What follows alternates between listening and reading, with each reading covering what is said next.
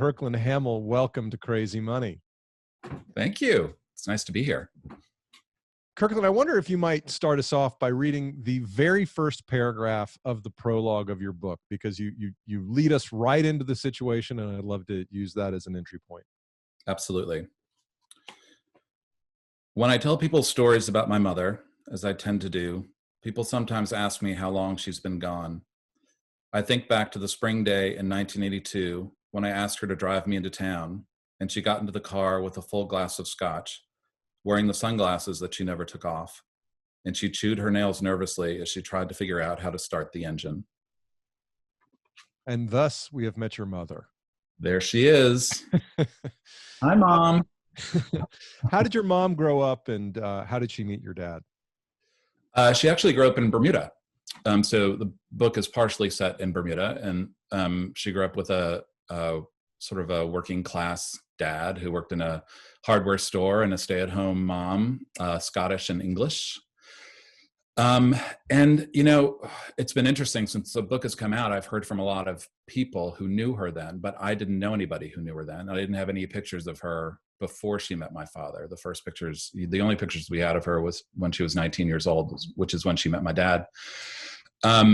So his parents had a home in Bermuda, in Tuckerstown, which is sort of the swanky part of the island, one of the swanky parts of the island. And so the story that I heard was that my father brought 5 of his friends to Bermuda to his parents' house for a week, because they all were going to enlist in Vietnam after that week. And they wanted to have sort of a last hurrah, and they wanted girls to spend time with. So my father knew one girl who knew my mother, and they all spent the week together. And by the end of the week, you know, my father decided that he'd found the one he wanted to marry. And he tried to enlist in Vietnam, and was rejected because of a bad back and flat feet. And all of his friends, I think it was his idea, is the story that I heard, and all of his friends were enlisted. So his big idea was to enlist, do it before the fighting got really bad, and then get out. And so that idea led to all of his friends going to Vietnam, and him coming back to Bermuda to woo my mother. And they were married, I think, 6 months later. It's really interesting that your dad had the idea of enlisting when he came from a very well-to-do family, and many well-to-do people back then took other routes to get out of the service. Yes. And I have to preface the story by, I don't know that it's totally true. This is a story that's logical. And, you know, it seems a little odd when you think about it. Like, we want to enlist in the worst, you know, this was in it would have been in 61, 62, something like that. Mm-hmm. And, you know, the way he told it was that the fighting wasn't so bad yet, so we can get in and get out before it gets really bad. So it sounds a little bit like revisionist history, mm-hmm. But it's a story that I heard. And yeah, so yeah, who knows? I mean, his family certainly had the means to do a little bone spur situation if they had chosen to. And when we say your father's family was affluent, we don't just mean like they shopped full price at Macy's, meaning they had places on Park Avenue, Bermuda, Adirondack, hunting and fishing clubs, things like that. What was the extent of their wealth? The story that we also heard, it was my great grandfather. I'm getting a thing that my internet connection's unstable. Yeah, hang on. Okay, just went away. Are you good? Okay. You froze on me for a second. Okay. Am I back? You seem to be. Okay. I'm sorry about that. It's all right. Yes. So, you know, according to family legend, my grandmother in the 40s inherited about $10 million from her father. So they were, you know, that sort of old money. They weren't Rockefellers, they weren't Vanderbilts, but they were definitely sort of in that old money ilk, with the Park Avenue apartments, the vacation home in Bermuda, the multiple yachts, the Adirondack camp So the family was all part of that, and it had been for generations before that, from what I can tell. And you read an interesting description of the clubs in the society which they hobnobbed with. Being rich back then meant that you could have anything you wanted, but you limited choices to ensure that the new rich people who wanted omelet stations and bottomless mimosas would never even try to join. I would never join a club that didn't have an omelet station. So well done. Who would really? Yeah. So I actually went back with my husband, David, a couple of years ago. We went back to this hunting. All the clubs have hunting in the title, or fishing, or something. And it used to be a fox hunting club in Long Island. Clearly that doesn't happen anymore on Long Island. And I don't think it happened for that long after it was founded in like the late 1800s. But it was exactly the same as I remember it as a 5 and 6 year old. I mean, even the people who worked there were the same, they're members of the same family. And, I always thought the main host was in his 40s or 50s, but he must have been in his 20s, because he was still there and invited us in. And we saw all these old photo albums with pictures of my parents at costume parties. And we went for breakfast, and there were runny eggs and crisp bacon, and that was sort of your option. And it hadn't changed one bit. Just the way stuffy old rich people like it. Yeah, my father used to make eggs, and I mean, they just used to slide right out of the pan. I mean, you almost would eat them in a bowl. So luckily, as I got older and could cook my own eggs, we figured out how to cook them a little bit longer. And your folks weren't married for that many years after you were born, but how did they live while they were still married? They lived very well, from what I could tell. I mean, we lived in what used to be my grandparents' house, which was a wedding gift. It was like a 4,000 square foot, I don't know if mansion's the right word, but a pretty big house in Long Island, next to my great aunt's mansion, which really was one. It was a 13,000 square foot place called Lauderdale that had an elevator and all sorts of crazy stuff going on. So yeah, I mean, I've heard from a lot of family friends after the book came out, and my parents were kind of the epicenter of the social scene. I mean, they would go to their house because, who else in their early 20s has a 4,000 square foot house to live in and a job that you don't have to go to in the morning. So yeah, they were sort of party central. And they often traveled. They were often on my grandfather's yacht, sort of going up and down the Maine coast. They spent time in Bermuda. They spent time in the Adirondacks. It was all the stuff that you did. And my grandfather was on the board of Pan American Airways. So the traveling meant, and I remember I had one example of this, I think when I was 5 or 6, we were taken into the airport and taken into this private room with a bartender with a bow tie and, an open bar. And, we played with toys on the ground, and we could see the planes taking off and flying. And then somebody came and escorted us on the plane before everybody else and served you whatever you wanted. And then everybody else came on the plane. So it wasn't just where they were going and what they were doing, but the way they were doing it was just kind of, in this heady space that just doesn't exist anymore unless, you're Beyonce or something. But that was sort of the Beyonce of the day, I think, was living that way. Right. You said your dad didn't really have to work. From your perspective, did the way your dad was raised rob him of a sense of self or a underlying purpose in the way he saw his life? I don't know if it robbed him. I think it was offered to him and he took it willingly. That might be a better way to put it. It wasn't like my grandfather said, whatever you do, don't go to college because, it's ridiculous. He suggested you don't have to go to college because the only reason, like I say in the book, people go to college, this is what my grandfather said to my father, was to make money.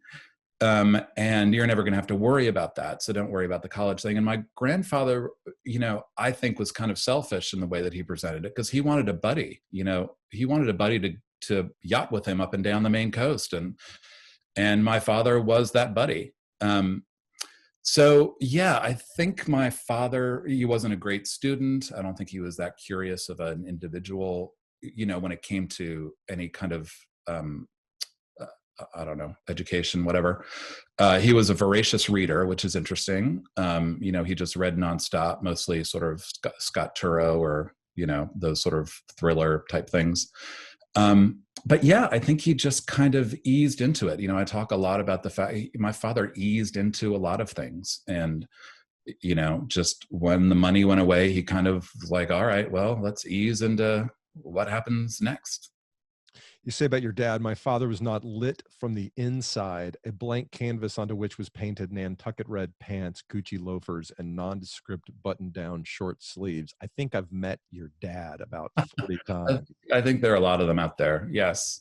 Yeah, it was just kind of that, it's going to sound a little, I don't know, disparaging, but, sort of like a yellow lab type of fella, not that complicated, not that, just sort of very used to a certain way of living and being, and perfectly content to be that way without thinking too much outside of what it might be like to be somebody else, because he was never sort of faced with that. And as his fortunes changed, he did everything he could to maintain that sort of that distance. He never adapted, and his goal in life seemed to be, to live hard and die young. And I think he died later than he was expecting to. And he died at 76, just to give you an idea of what that means. How'd your life change when your parents split up?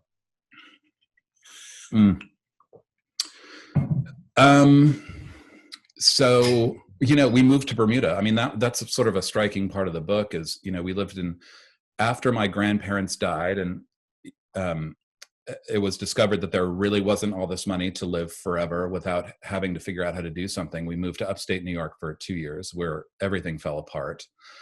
And then, my mother was interesting in the sense that she was very stubborn. So as soon as, the money was, the lifestyle that she had signed up for was gone, I think she was like, okay, there's a part of her that was ready to move on to something else. But she also moved us to Bermuda. Her parents still lived there, but, a very sort of brave choice to move with 3 young boys to a country that she hadn't lived in for a while, knowing that there wasn't going to be a lot of money to be able to live. But I think she was so disillusioned with my father, and, that kind of just sort of lackluster response to how they had moved into a different time of their lives, that, I think she was just sort of over it. And so we were in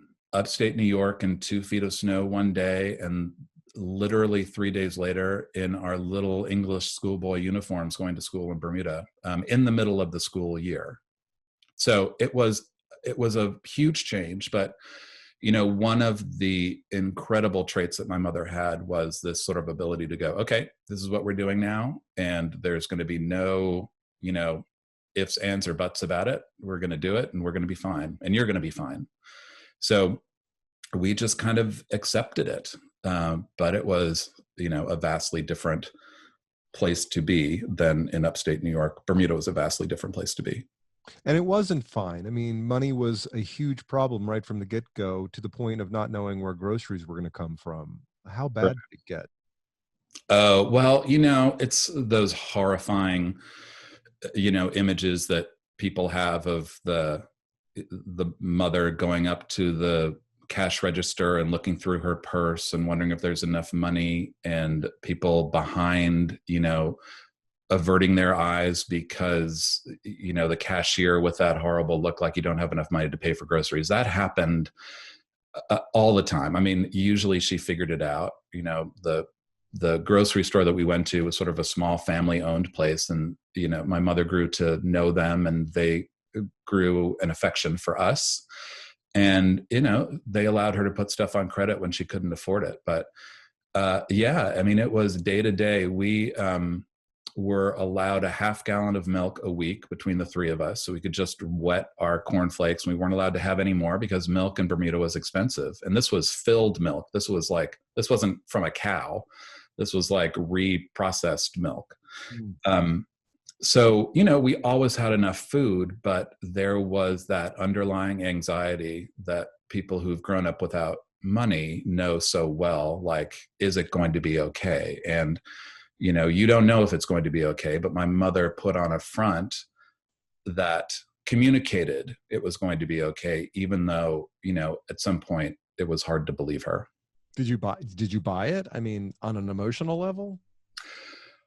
Kind of, because at some point, at that point, you don't really have a choice. But on another level, no. I mean, we could also hear the conversations with my father behind closed doors in which she was begging him to help. And, what was relayed back to us was that he wasn't going to, and stop being so dramatic. And, you're fine, and you're doing this because you want your old lifestyle with the clothes and the whatever, and I'm not giving you money just so you can live the way that you used to. He just never got it, because my mother, for what she later became during those years, those early years, she didn't spend any money on herself. She wore the same clothes. She didn't buy, there was no jewelry, there was no fancy living. She was just 100% fixated on making sure that we were okay. And is she still working during those years? She worked occasionally. She would get a job and we would hear about it, and it would last maybe a few months, and then it would just kind of go away, and we didn't know why. So I think she probably had about 2 jobs during those 8 years. And didn't seem, this is where that kind of shift started to happen, because that's where that conflict of her really wanting to be independent and take care of her children, and missing that really just sort of intoxicating lifestyle that she left, and not accepting that. I think she thought, if I get a real job and start living like a person who has to have a job, then I'm never going to get back to this thing that, was so amazing. So I think she just kind of decided, I'm not going to be that person, and something will happen to make sure that I don't have to be that person, which eventually it did. And what did that shift look like? Oh, well, she met my stepfather, my eventual stepfather, probably 8 years into it. And, we had just been stumbling through, and, I describe it, if my father was sort of the, JFK, he was like the Aristotle Onassis character. He just sort of overweight and physically unattractive, and, wealthy, but in the new money way that just, people like my parents, scoffed at previously. But he was this amazingly charming and persistent fella. And he decided that, he was going to marry my mother, and he just stuck with it until she's like, all right, I've got nothing better going on, so let's do it. And that's when things really sort of moved into kind of the crazy money territory, to steal your title. What do you mean by that? Well, because it got crazy. I mean, there was crazy money, which was the old money, crazy money, which was very dysfunctional and, had its own special character. And then the new money piece with my stepfather was very gaudy. He owned yachts, but they were big, gaudy things with omelet stations. Yes, it was an omelet station type of thing. And they used to travel very ostentatiously and make a scene wherever they went, and want to be treated like, royalty. And when my parents and their parents and grandparents, they all wanted to be taken care of, but it was a much more low-key way, and they did not want to be anonymous in any sense. And all the while your mom's sinking deeper and deeper into alcoholism. I am no teetotaler, but when you described your mom's drinking, I was like, how does she function? So Not very well. how did she function? Not very well. It's one of those things, anybody who's had an alcoholic parent, especially, and when it starts when you're fairly young, you don't have any context for things. So I would notice, when I was 8, 9, 10, 11, that her personality would change when she drank. And she would get quiet. She was a pretty gregarious, vivacious person, but when she drank, she would sort of retreat in on herself. And then when she met my stepfather, it just sort of skyrocketed into another realm, because the other thing about living in Bermuda, it's a very boozy country. I mean, the whole country is awash in booze, and those sort of old grizzled Bermudians are hardcore, day and night drinkers. So it was similar to my parents, but it was a very obvious shift when my stepfather came into the scene, that it just sort of ramped up into this, kind of epic Betty Davis, part of her life.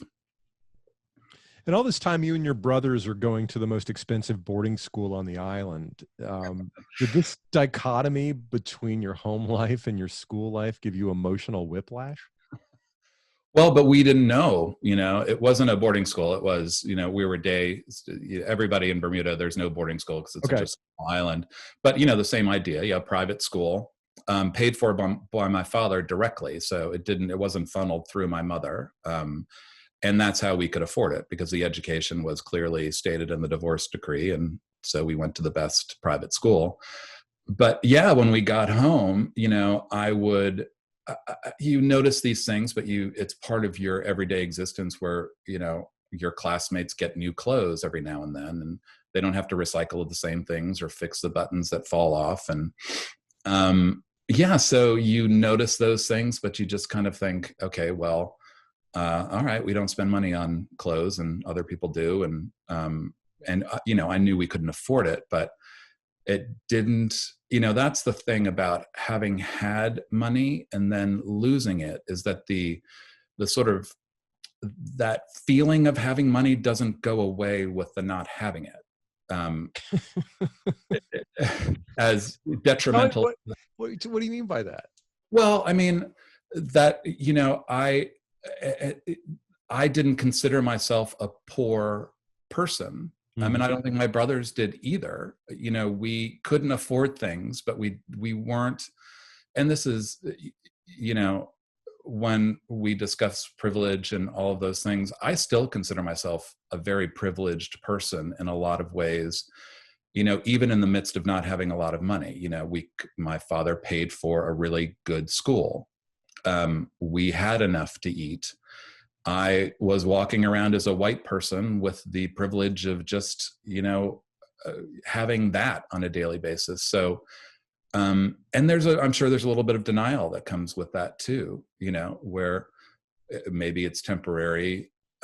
Maybe, things are going to get better.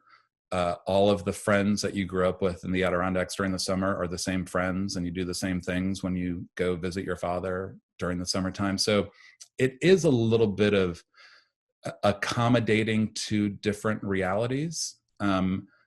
But that sort of, for me anyway, for us, I didn't then perceive myself as a poor person. I thought of myself as somebody living in poor circumstances. Oh, that's interesting. I think the reverse is also true, especially people that grow up poor, middle class, and then they make money and they're like, well, I'm not rich. I'm the middle class kid. I just happen to make some money. Isn't that weird? I mean, it kind of makes sense. You just sort of get in, and all of the external stuff, a lot of that hadn't changed. I mean, again, like we would go visit my father, and we were in this beautiful camp on the lake, and all of our friends were the same. And we could certainly tell what, they would, as we got older, they would come with brand new cars, and we would be driving my father's old Jeep or whatever. But, when you're that age, you don't fixate so much on it. It's only as you get older, looking back, that you sort of, realize how different people's perspectives are, and how much how you grew up sort of shapes who you think you are. And, one of the themes of my book is, I eventually adapted to the fact that we weren't wealthy people anymore. And I had to work. I had to go to college. I had to figure out how to make a career. I had to figure out how to take care of myself. And there are a lot of people who sort of grow up and lose that money and don't kind of figure out how to adapt to it. And, it's a very hard way to go. So it's, you say over time, you realize you weren't a wealthy person, but at some time in your youth, I guess in early high school, you decide to enroll at Phillips Academy in Andover, Massachusetts. Not someplace that people struggling for money go to feel normal, I would imagine. Correct. Did you feel self-conscious when you got to Andover? Totally. But Andover was also one of those schools which offered a lot of financial help to people who needed it. So it wasn't one of those boarding schools that just had rich people who couldn't, you really had to be a good enough student to get into Andover. And if you were, the financial aid was there to help you. And so the way it worked for me was I got in, and financially, we got loans to be able to help me go. And, I described this in the book as my mother saying, I was like, I can't go to Andover. We can't afford it. And she said, if you get in, we'll figure it out. And, I thought, oh, way to go, Norma Ray, we'll do it. And it turns out, I got the letter from Andover a couple of years after I graduated with the big sum of money that I owed them. And I called my mother and I said, just curious about this letter. Didn't know anything about it. She's like, oh yeah, well, that's the way you were able to go to Andover. So now you've got a great education, deal with it. And that was her response to my going, I'm still in college. I can't start paying back my boarding school loans, mother. You need work study in college to pay back your high school student loan. Yes. And, I was going to college. I went to Tulane, which again was a very expensive school, but that's part of the thing. I was like, I was aware enough to go, okay, I know when I get out of college that having, these names on my resume, Andover and Tulane, are going to be helpful in, sort of saying something to a potential employer. So I was aware of that early on, but, I also had to pay off Tulane loans for 10 to 15 years. And there's, a whole back and forth in the book with my father about paying for it or not paying for it. And, he ultimately paid very little. But that I was also just sort of clueless too. I wasn't doing, intensive research on the bang for the buck related to going to certain schools. And I just was,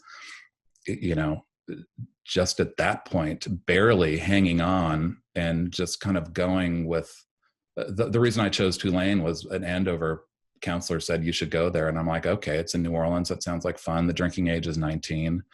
Let's do it. I mean, that's as far as I thought about it at that time. You need to get your head together. Go to Tulane. Exactly. That's perfect for you.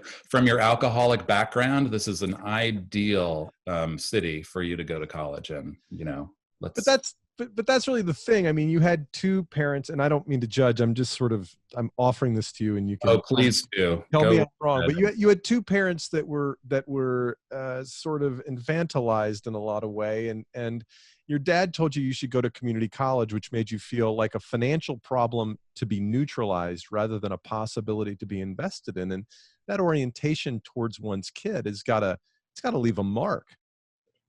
Well, he was, I remember having this conversation with him. I was at school and, I was struggling. I was working while I was at school, for money just to live. And I got a little bit of money from my father. I don't remember if I got any from my mother at that point. She had money then with my stepfather, or my stepfather had money. But I remember having this conversation with him about, I just need a little bit to buy groceries, whatever. And he said something to me like, Kirkland, charity begins at home, and that does not include you.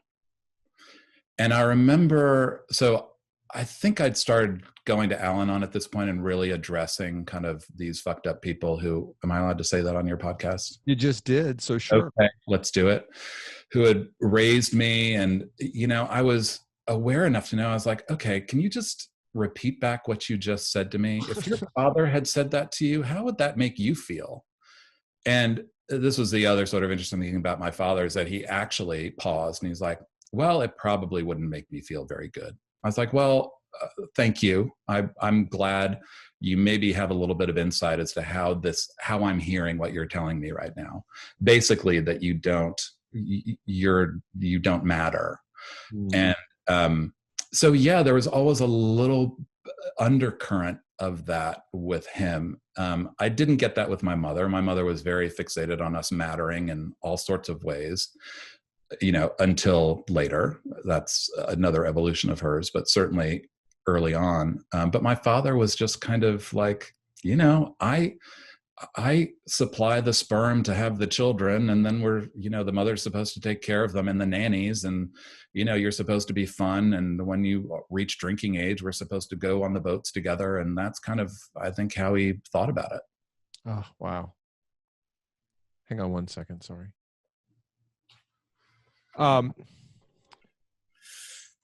So you speculate that your father used a trust fund that your grandfather established to fund his own lifestyle. Did you ever get confirmation of that?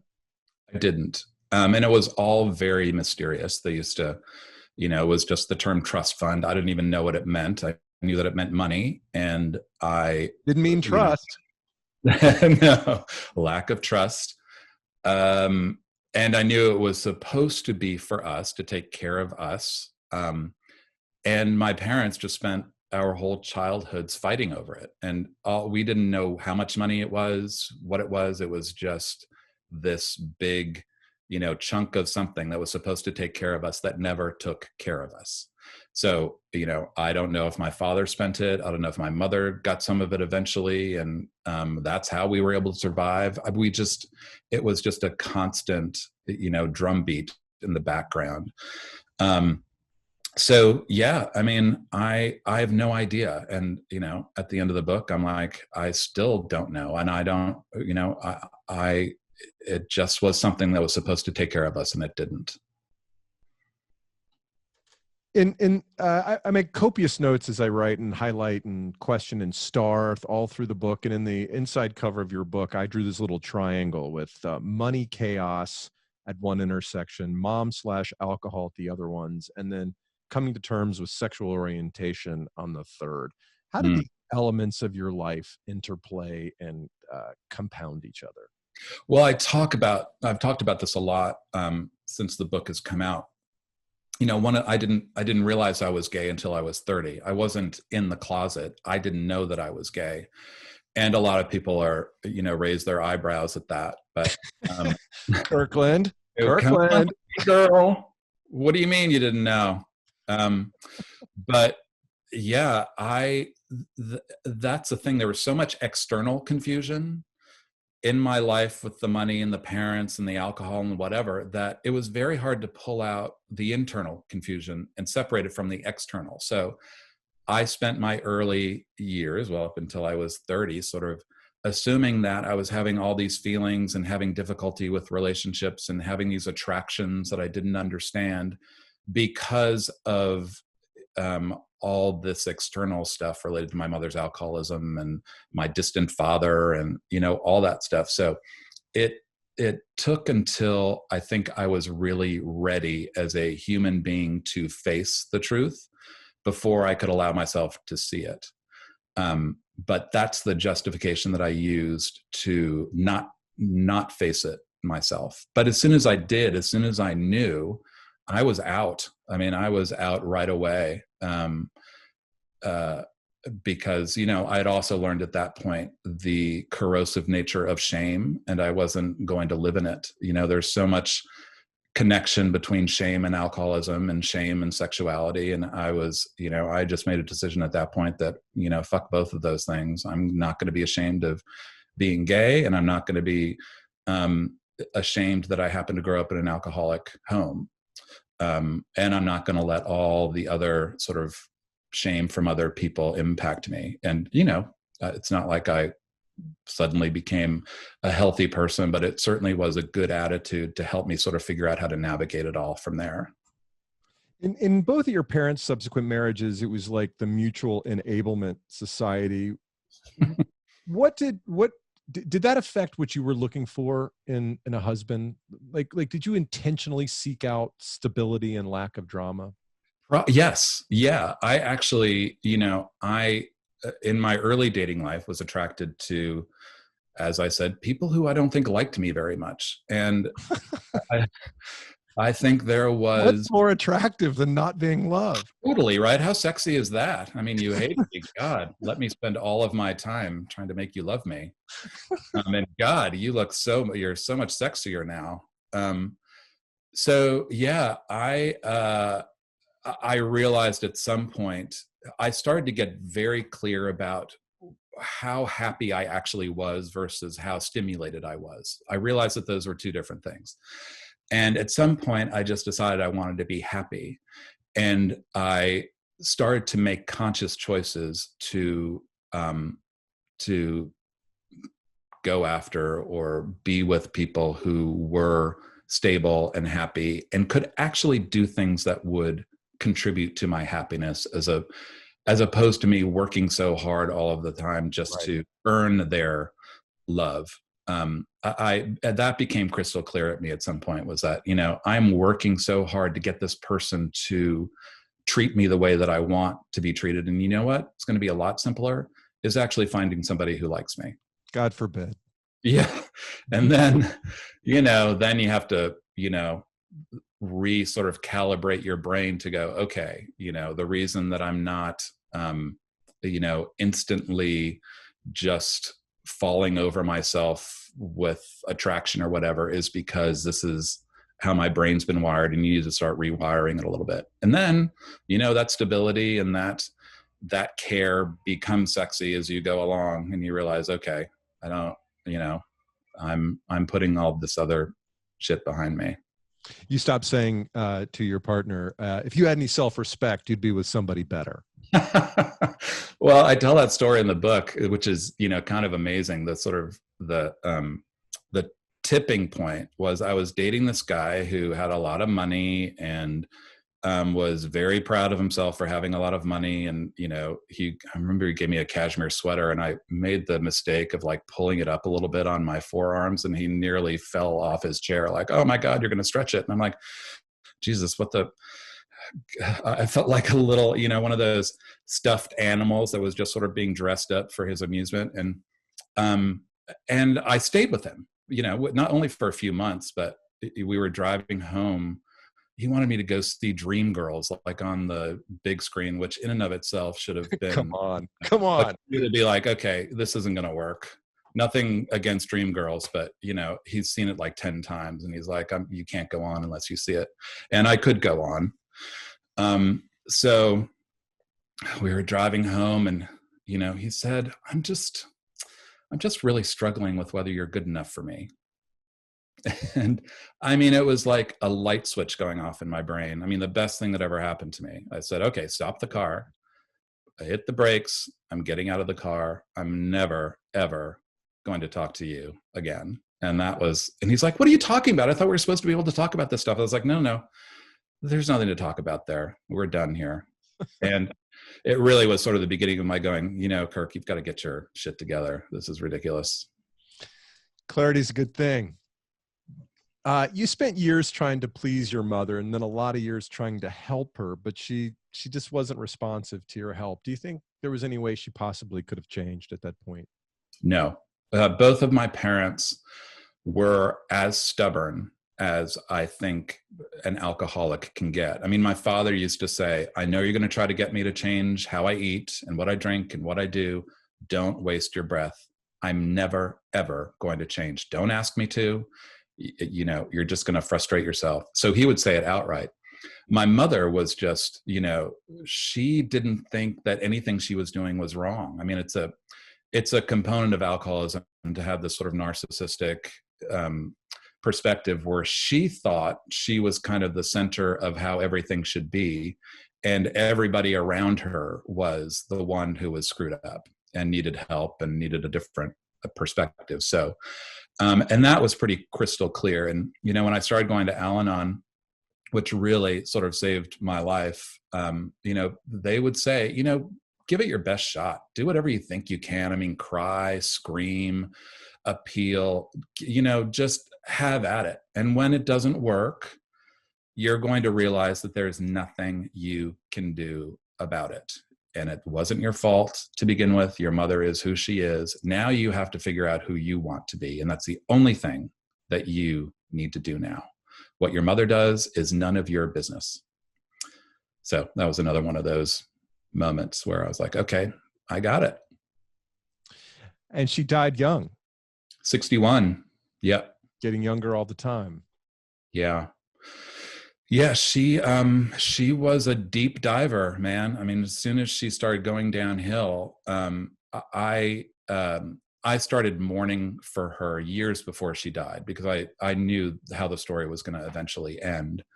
And, you know, I was lucky enough to realize that I couldn't do anything about it at that point. So I didn't hitch my wagon to, you know, there's a scene that I referred to in the book about, you know, having this recurring dream of my mother walking towards a cliff and I'm yelling for her to stop, and she eventually falls off the cliff. And then I realized that there's a rope tied around my ankle and it's, you know, I'm going to fall off the cliff with her.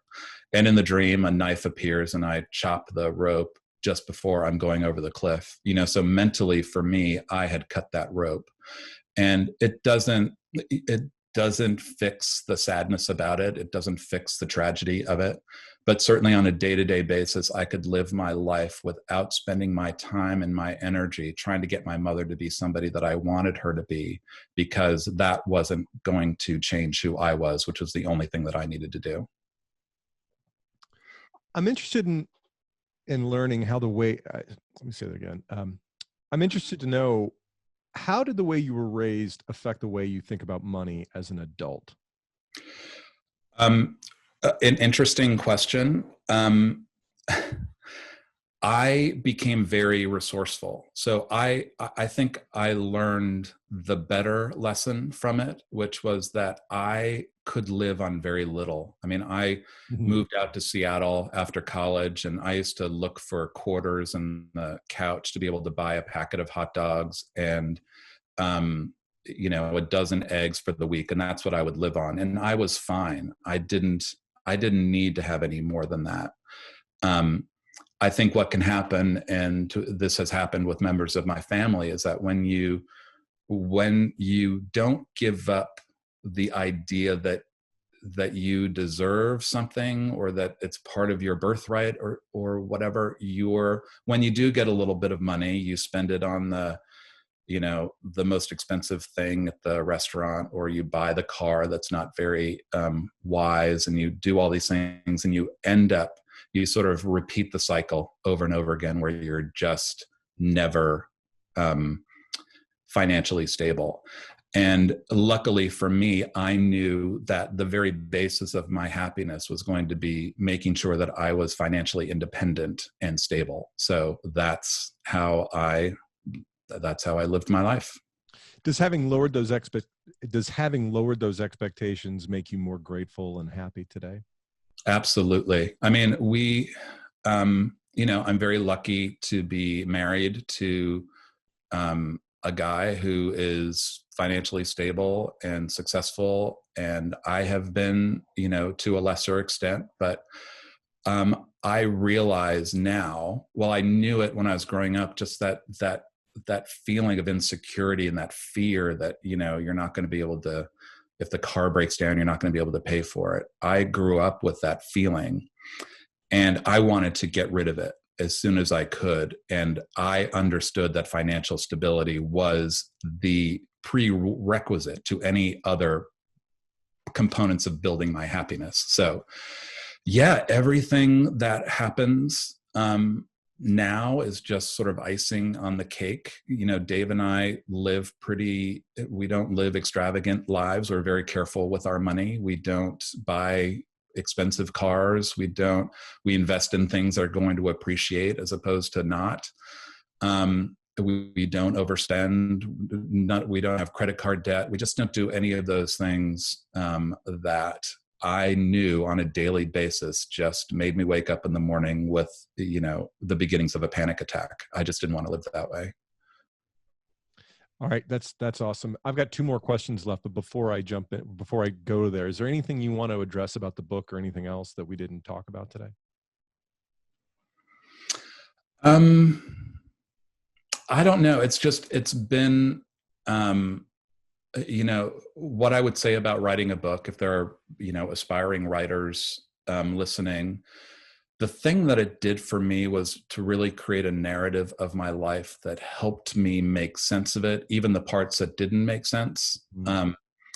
And I didn't know I was going to get a book deal for it. I always had hope, but I always told myself that if all this was an exercise at really digging deep enough to pull out some of the roots of this dysfunction, not to just pretend it never happened, but pulled the roots out enough so that I can sort of hold them up and look at them and go, okay, well, that's why I'm reacting this way. That's why I'm having this feeling. That's why I'm doing what I'm doing. If at the end of the day, I had this sort of document that kind of helped me navigate through it all, then it was an absolute priceless a priceless use of my time. That being said, if anybody wants to buy the movie rights, please buy the movie rights, buy the book, kirklandhamill.com, send me an email. If you hate it, don't tell me because I don't want to know about it. Tell your friends, go on to Goodreads, write me a shitty review, but don't tell me. Oh, that's funny. Yes, so please. Two more questions. When you see adults living beyond their means today, trying to keep up appearances, what do you want to tell them? It makes me sad.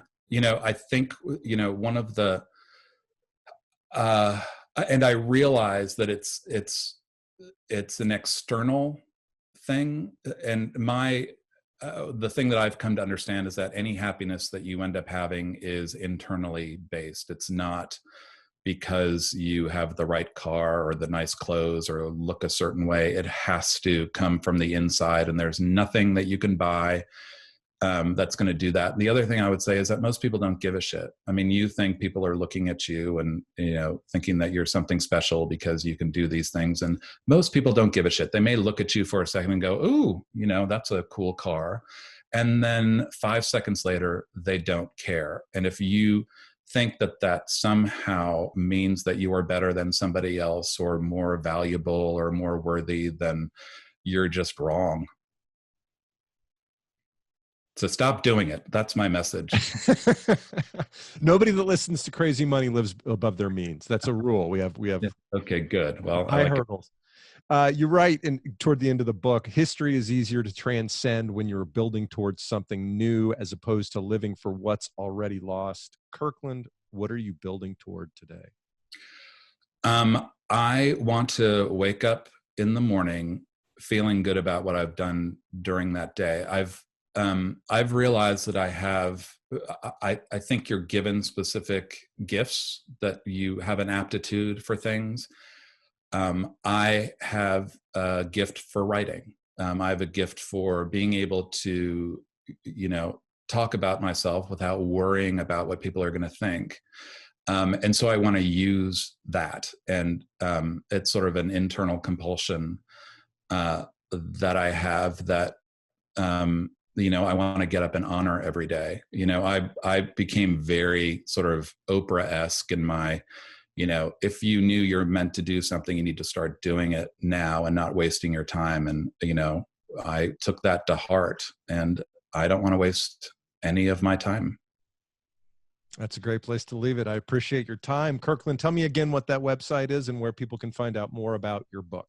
Yes, it's obviously, kirklandhamill.com. My name, Kirkland like the Costco collection, Hamill like Luke Skywalker, .com. There's a link to buy the book there, or you can just Google Filthy Beasts, my name. You can get on Amazon. Support your local bookseller, please, if you can. And whoever is listening, if you want to buy the movie rights, I can tell you how to, figure that out too. There you go. All that is available at Kirkland Hamill, HAMILL.com. We'll have links to it in the show notes. Kirkland, great to talk to you. I love the book. Thanks for your time. Thank you so much. I enjoyed it. Okay, we're clear. All right. It wasn't too bad, right? No, that was great. Cool. Thanks. I really did love the book. It was great. It was an eye opener. Made me more appreciative for my very boring childhood. There's something to be said for it. You know, somebody asked me, you know, if you can go back and have this ideal childhood, would you choose it? And I've said, you know, I know the right answer is to say, no, of course not. I'm so happy for my hard-fought wisdom and blah, blah, blah. But yeah, there's a part of me that would be like, yeah, that might be pretty nice. Maybe that trust fund that actually, you know, did materialize would be great. But yeah. So I also wanted to tell you that I did some stand-up comedy. I was terrible at it. Oh yeah. You actually Google it and find it. Not that you need to do that, but where did you do it? I was living in Maine at the time with the Improv. I think it's called the Improv there. And I took a class, and you know, you do 5 minutes. Yep, that's how I started. Yeah, and you know, I did it because I just wanted to scare the, you know, shit out of myself, and I did that successfully. And I just didn't keep following it up because, you know, I think it's one of those things that you're internally compelled to do, right? I mean, there's a way to do it. When people tell me that they're going to try stand up, what I tell them is, I hope you bomb. Because if you bomb and you decide it's not for you, you can say I did it and move on with your life. And if you bomb and you still want to do it, well, you're fucked. Yeah. So good luck to you. Yeah. Well, and congratulations to you. That's you know, a very brave thing to do. Well, yeah, brave and smart aren't the same things, but no, it's been fun, and I'm getting a lot of satisfaction out of doing the podcast, and I've had very kind and accomplished people like you that have agreed to be on it. So thanks for your time. Thank you. I really appreciate you asking me.